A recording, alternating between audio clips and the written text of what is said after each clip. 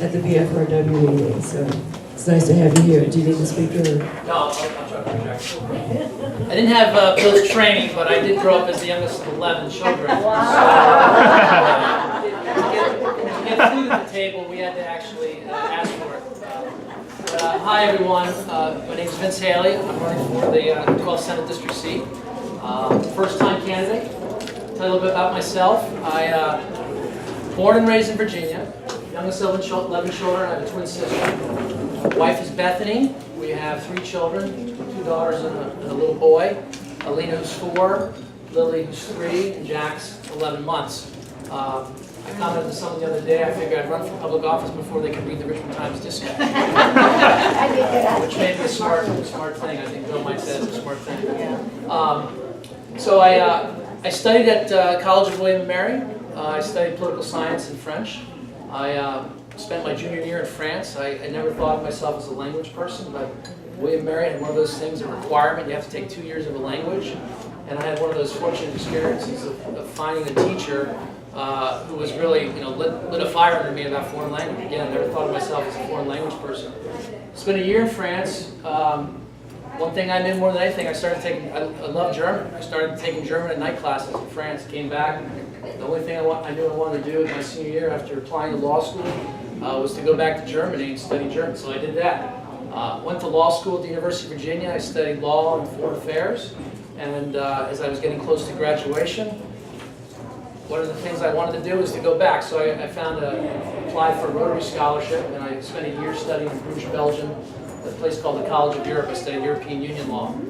I practiced law for a number of years in New York. I went out for about a year and a half in San Francisco, practiced law for a small venture capital company.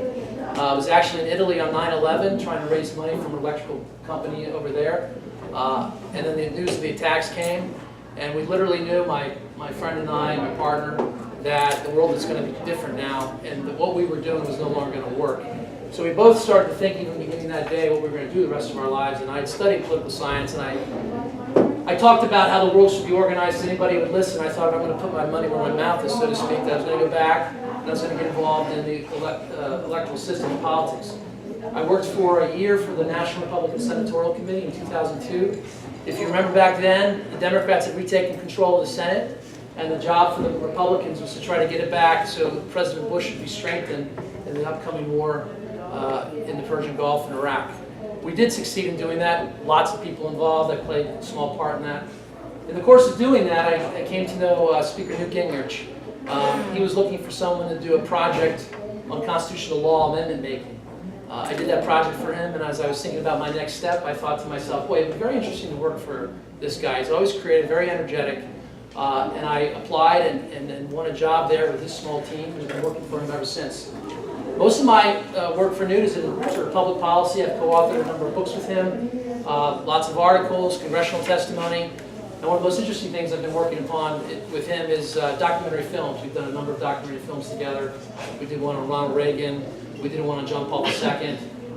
We are now looking to do a project on George Washington and why George Washington matters.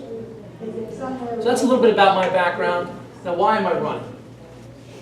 I've been mostly working with Newt on federal issues the last several years.